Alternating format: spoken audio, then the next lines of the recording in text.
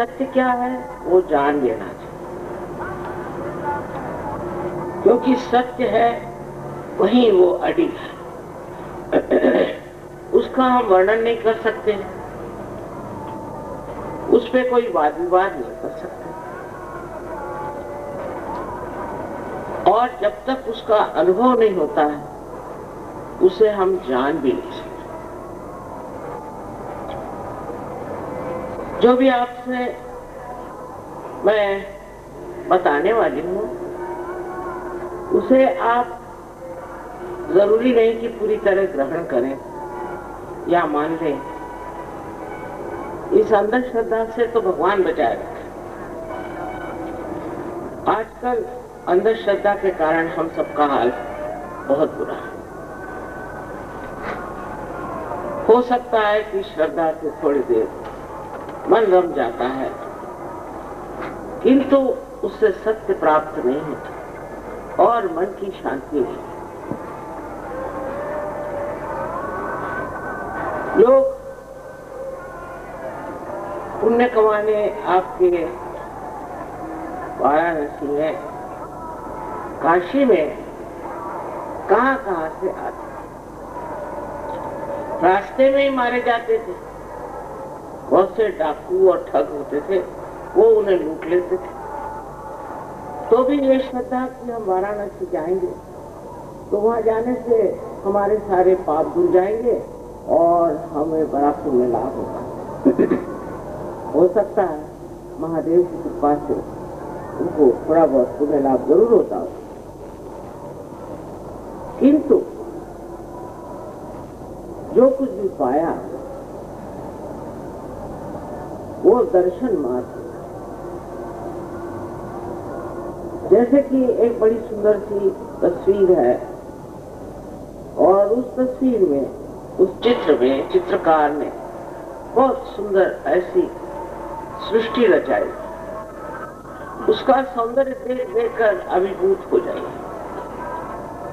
उसमें सुंदर सुंदर वृक्ष लगे हुए हैं, पहाड़ हैं, नदियां बह रही है, पक्षी उड़ रहे हैं और पेड़ न जाने रंग बिरंगे कितने ही फूलों से संवर के खड़े। उसे आप देख रहे हैं, देखते मात्र आप बहुत आनंदित हुए देखा उसे। लेकिन देखने से सिर्फ देखना बनता है, उससे जो कुछ भी आनंद आया वो भी बुद्धि तक पहुंचकर खत्म हो जाता है।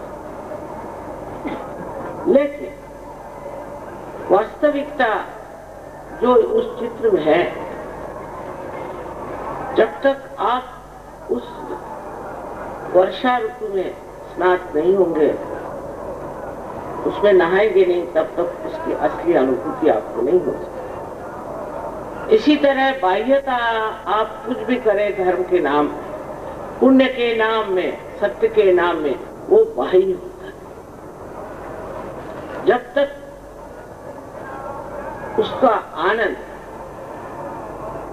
आत्मा का आनंद, आत्मानुभूति हमें आती नहीं, तब तक वो आनंद क्षणिक होता है और उसका हमारे ऊपर विशेष परिणाम नहीं। जैसे कि हम देखते हैं लोग, अभी मैं गई थी वहां पुणे, एक बड़ी बड़ी कॉन्फ्रेंस बनाई थी, उसने शांति की कॉन्फ्रेंस। उसमें न जाने लोग क्या क्या कह रहे थे। कोई कह रहा था हमारा धर्म अच्छा, दूसरा कह रहा था हमारा धर्म अच्छा, तीसरा कह रहा था हमारा धर्म अच्छा। हालांकि मैं देर से पहुंची, मैंने ये सब कुछ सुना नहीं था। मैंने सिर्फ ये कहा कि कोई सा भी धर्म जो पालन करता है, उससे क्या, उसे कोई रोक सकता है किसी को कर्म से?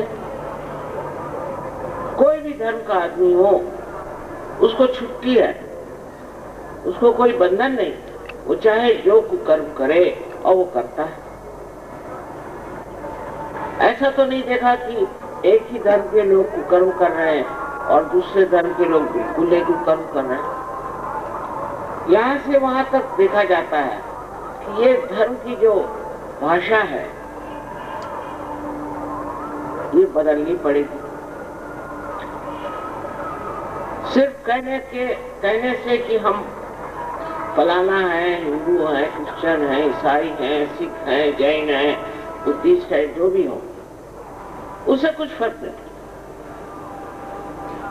जब तक मनुष्य अंदर से परिवर्तन को प्राप्त नहीं हो सकता, जब तक उसके अंदर ये बदल नहीं आता, तब तक यही कहते रहेंगे कि ये नामधारी, कोई नाम चलाने वाला कोई तो भी है, और फिर उसी नाम को लेकर लड़ रहे हैं, मर रहे हैं। क्या फायदा?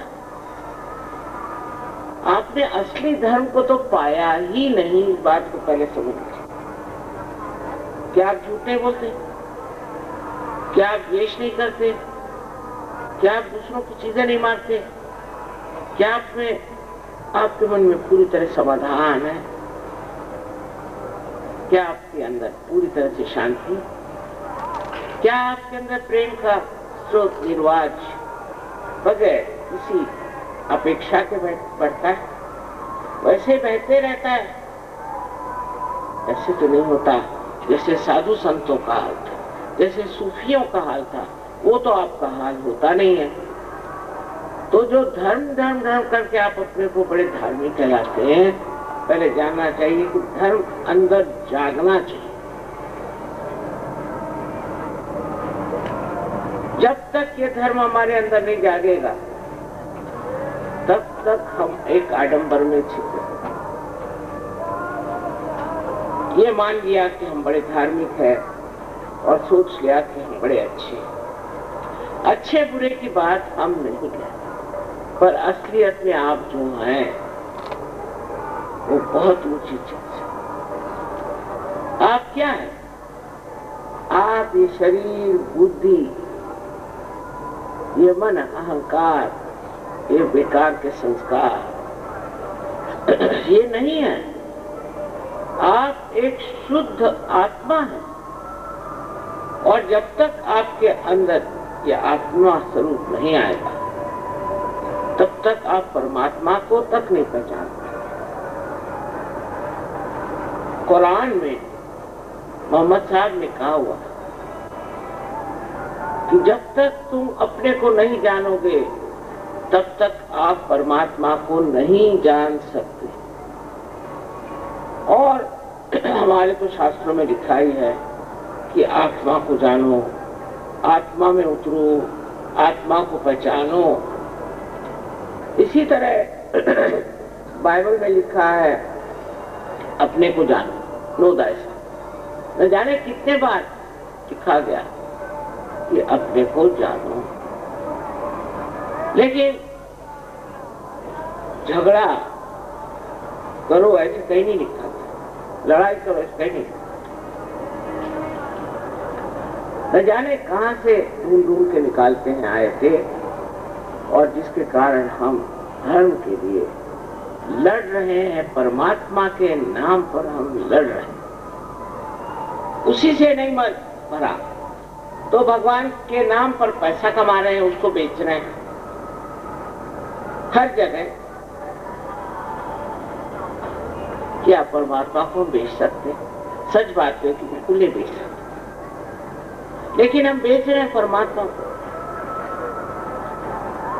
और न जाने क्या क्या जब तब साधन करते हैं। कोई हिमालय में जाता है, एक पैर पे खड़ा होता है, और कोई पता नहीं महीनों तक खाना नहीं खाता, शरीर को श्रम देता है, तकलीफ करके सोचता है कि तकलीफ से ही वो परमात्मा को पाए। जो भगवान, जो परमात्मा, जो अल्लाह,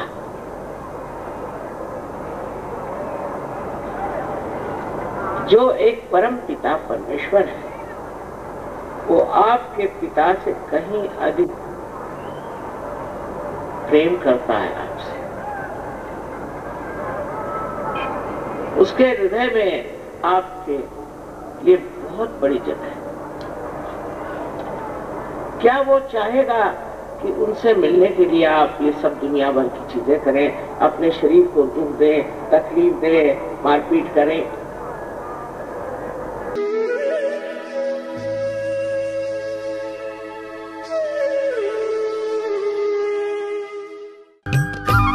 सब्सक्राइब कीजिए कुंडलिनी जागरण को और प्रेस कीजिए बेल आइकन को, जिससे कि आपको मिल सके हमारी लेटेस्ट वीडियो सबसे पहले।